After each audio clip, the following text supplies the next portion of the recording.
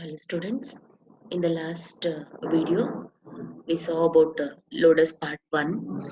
So in that we discussed about loader scheme and what are the different types of loaders we studied. And here in the second part we are going to study about design of an direct linking loader, its specification of a problem, object car designing, specification of data structures used in the design of an direct linking loader, formats of databases and algorithm we are going to study in this video. Scheme and all similar because the same thing is carried out in the next video, because previously we studied about the part 1, now we are moving to study about part 2. Design of a direct linking loader consists of specification of problem, object deck, that is nothing but how the data is going to be stored, that designing has to be defined, specifications of data structure, format of databases used for the design of direct linking loader, and later we need to define the algorithm. First step, second, third, and fourth. Like this, we are going to be defining a structure of direct linking loader. The design of direct linking loader will be like this. Direct linking loader needs to know the absolute values of some external symbols. Some symbols will be defined by the programmer in terms of a program. There are two types of n symbols, internal symbol and external symbol. Maximum when you will write a assembly level program by using mnemonics, those mnemonics will be considered as an external symbol before it can perform the modifications or address constants, which requires two passes. So whichever external symbols we are using to perform a particular modifications of an address, that is nothing but relocation is required when it is transferring the object code from assembler or compiler to the memory with the help of loader and linker. At that time it requires at least two passes. Specification of problem. The instructions 360 instructions relocating is accomplished by a base register. There is a base register. That base register will always take care of loading the instructions from assembler to memory with the help of loader and linker. The 360 instructions, when it is relocating, it require base register, which is the set which is the set by neither the assembler nor the loader. It won't set either a assembler or by loader these 360 instructions to the relocating property. Therefore, the relocating loader can treat instructions exactly like non-relocatable data. The 360 instructions will be considered by the relocating loader as a exactly, it should not be relocatable in the memory. Whichever the memory location it has, the same thing has to be loaded into the memory with the specified memory location which it is required. Let us clarify the scope of the address constant problem. The address constant may be absolute, it cannot be changed, simple relocatable, or complex relocatable. How these 360 instructions will be accomplished by the base register through the relocating loader, that we can clarify with the help of absolute address, simple relocatable address, or complex relocatable address. Consider an example for each and every relocatable address. So address, here we considered a two address, location 1 and location 2. Location 1 is the fresher one, location 2 is the newer one. Absolute, how it is going to be. If location 1 and location 2 are two relocatable symbols, these two are two locatable symbols defined internal to program, thus assembler can calculate the actual value of these two by the difference, location 1 minus location 2, whichever the address it is going to find, though that itself will be considered as an actual value for this. Simple relocatable.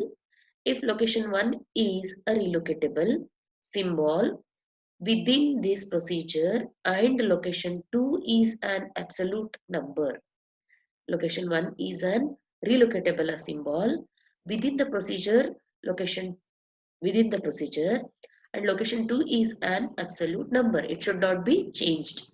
The assembler can calculate the difference between relative location of location 1 and value of location 2. But loader must perform relocation by adding the program to load addresses. To load it into a memory, loader requires to load the addresses. This is called simple relocatable. Complex relocatable, if location 1 and location 2 are entries to some other program, these two are some entries to the other program, the assembler can do nothing and the value must be calculated by the loader. Assembler here, it won't do anything. Why? Because it is not able to evaluate the address for these two locations, whichever it is taken entry into the some other program. So that's why loader itself will calculate the value of these two locations. So the first format for designing the direct linking loader is object deck card design. There are four sections to the object deck. External symbol dictionary card, that is called as an ESD. Instruction and data card, called text of program, that is defined as a text card. Relocation and linkage directory card, called as an RLD. And the last one is called end. So it specifies end of the program or end of the instructions. External symbol dictionary cards are used, how it is going to be used in the design. The ESD cards contains the information necessary to build the external symbol dictionary or symbol table. So how assembler will define a symbol table for all the symbols defined in the program. The same manner, the loader will use ESD card to define all the external symbols whichever it is used in the program in terms of a mnemonics. External symbol that can refer beyond the subroutine level. Beyond the subroutine level, it will be referred. The normal labels in the source program are used only by the assembler. Normal labels will be used by the assembler and the information about them is not included in the object deck.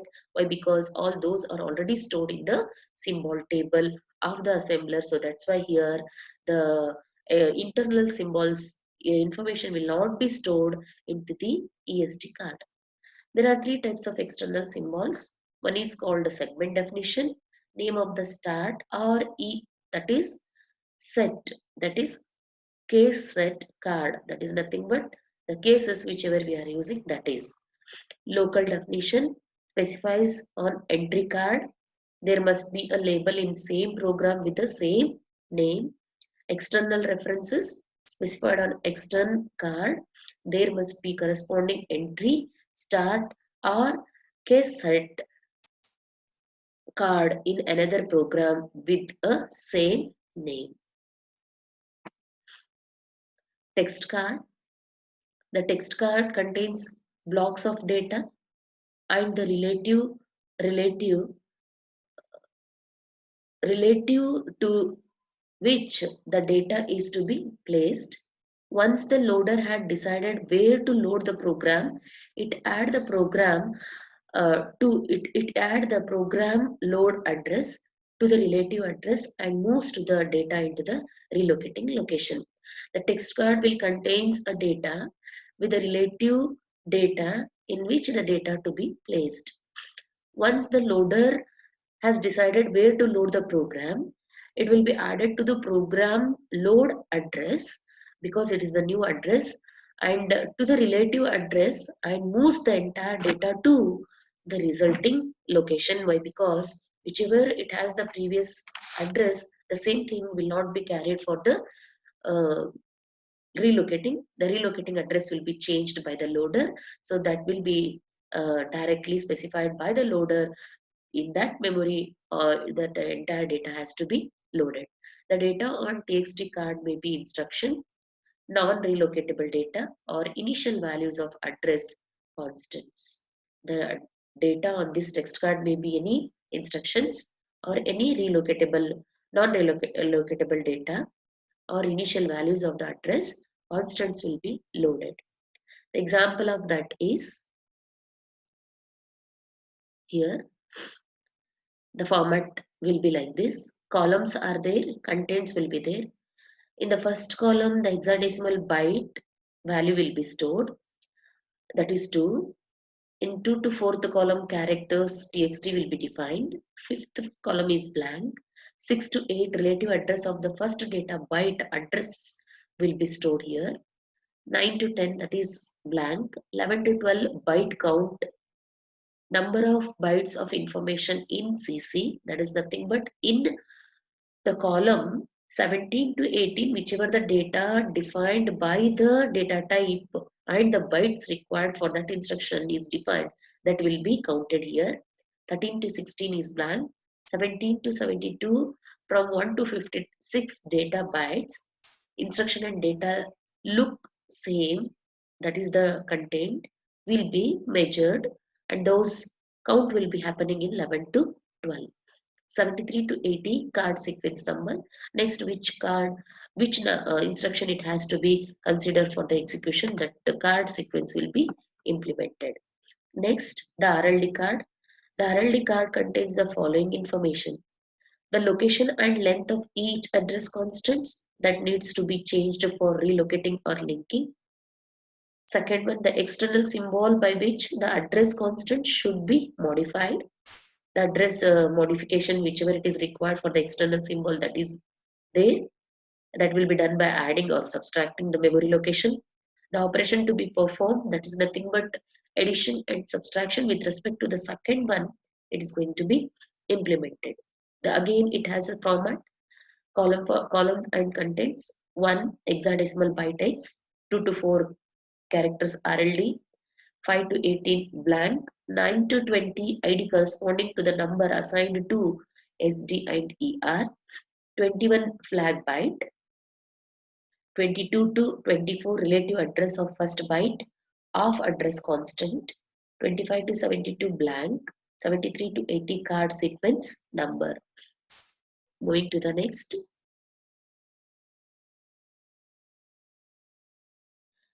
End cards. The end card specifies the end of the object deck. If the assembler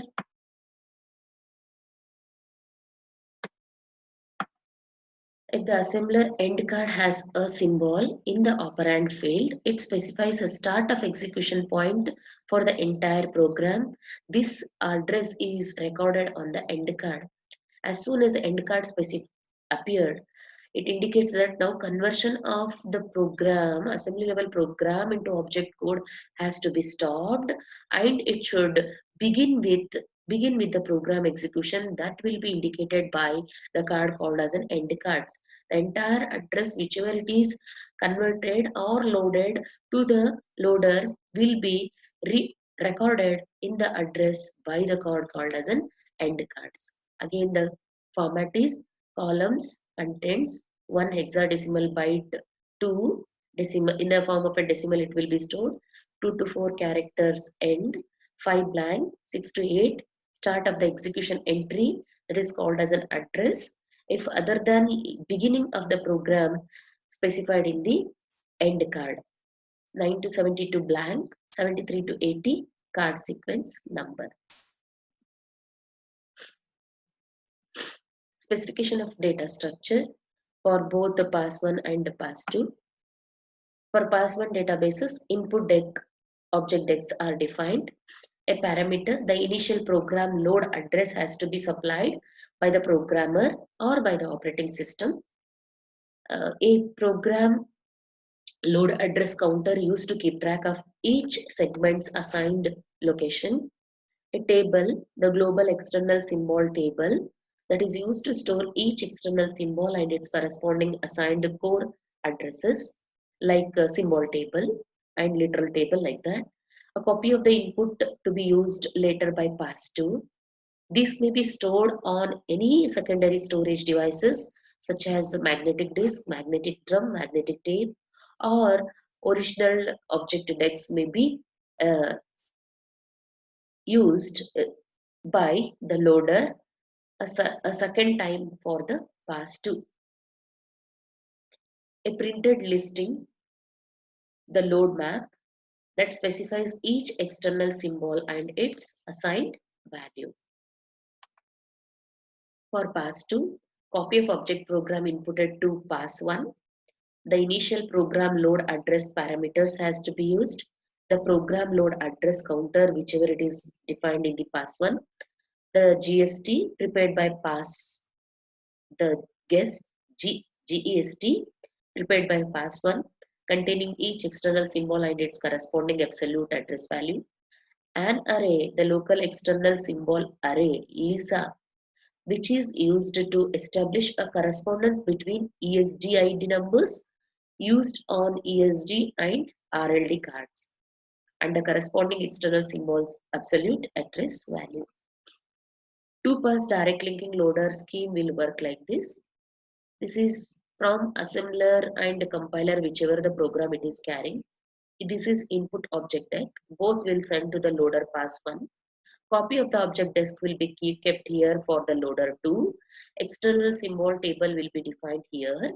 And from this it will access the symbol specification and loader relocatable address to the loader pass 2.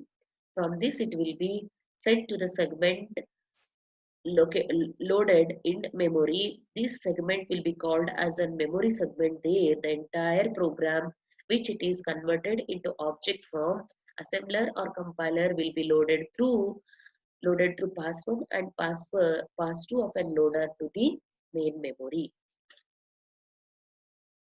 Data formats for database.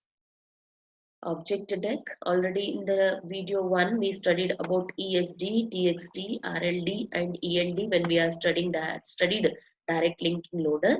The same thing will be referred here. Next one, global external symbol table. Just now I said guest is used to store external symbols defined by means of segment definition or local definition. Entry on the external symbol direct dictionary card. When these symbols are encountered during pass 1, they are assigned an absolute core addresses. This address is stored along with the symbol in the guest as illustrated below. So, how we are storing all the values in the symbol table. In the same manner, here we are storing all the external symbols to the table called as a guest table. So the format is like this. External symbols is using 8 bytes of an character's representation. Assigned core address will be defined in terms of a decimal by 4 bytes. The total length of this entire format is 12 bytes per entry. These are some examples. Program 1, it is having only 3 character, 8 character it has to have access. So that's why 5 blank characters will be used to represent it as an 8 character length. 104 is the decimal value. For the program 1, there it can be located directly into the memory. So like this, each and every symbol, external symbol will be represented by its respective memory location. With this, it has to store into the memory. Local external symbol, that is LISA. As mentioned earlier,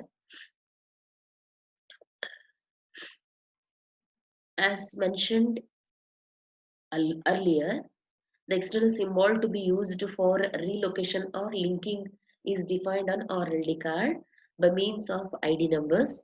Rather than the symbol names, the ID number must match the SD or ER entry on the ES card. Rather than the symbol name, it has to match SD or entry on the ESD card. So for that, this LISA is used. This technique both saves space on RLD card and speed processing by entertaining many searches of the global external symbol table. So eliminating, not entertaining, eliminating many searches. How it is? So the structure is like this. Assigned core address of the corresponding symbol from this RLD card it will take, and these are the addresses. Just now we seen in the previous one, 104, 102 like this. So the same thing is specified, and it has to match with the corresponding indexed number. These are called as an indexed number, and it will match with the each and every index number ID from SD or ERD on the ESD card. So total maximum entry is 255 lines of an instruction, and it is matching with 1 to 255, and this is indexed by a identifier number called as an ID, and these are the addresses what it is specified. Next, last bit is algorithm. Pass1 algorithm. Allocate segments and identify symbols. Assign each segment the next available location after the preceding segment. That is nothing but next segment address also we have to specify. It is necessary for the loader to know where it can load the first segment. This addresses the IPLA, initial program load address, is normally determined by the operating system or by the programmer. Initially, the PLA is set to IPLA. An object card is then read and a copy written for by the use of pass2. The card be of 5 types: ESD, TXT, RLD, END, or end of the file. If it is a TXT or RLD card, there is no processing required during pass 1. The symbol and its value are stored in guessed. The symbol and its value are printed as a part of the load map. When an end card is encountered, the program load address is incremented by the length of the segment and saved in segment length, becoming the PLA for the next segment. When the LDT or end of the file are read, pass 1 is completed and control transfer to pass 2. Algorithm for pass 2: load text, and relocated link address constants. After all segments have been assigned locations, the external symbols have been defined by pass1, it is possible to complete the loading by loader the text and adjusting address constants to the memory. At the end of pass2, the loader will transfer control to the loaded program. The following simple rule is often used to determine where to commence execution. First, if an address is specified on the end card, that address is used as the execution start address. Otherwise, execution will commence at the beginning of the first segment itself. At the beginning of pass 2, the program load address is initialized as in pass 1, and the execution start address execution address is set to IPLA. The cards are read one by one from the object deck, 5 left by pass 1. Each card is processed differently. When end of the file card read by the loader, it transfers control to the loaded program at the address specified by the current content of the execution address available for execute address. So like this, two algorithms with respect to pass1 of n loader and pass2 of n loader will be defined, and the entire content will be transferred from assembler or compiler to the memory with the help of loader, and once it is loaded into the memory, the execution of that instruction is going to be happen. So here the fourth unit, loader, is finished, completed. So if you have any doubt with respect to first video and second video, feel free to call me and ask your queries, and post your queries to the specified mail. As soon as I will get your query, I will give you give you answer back. Thank you. Thank you. Thank you.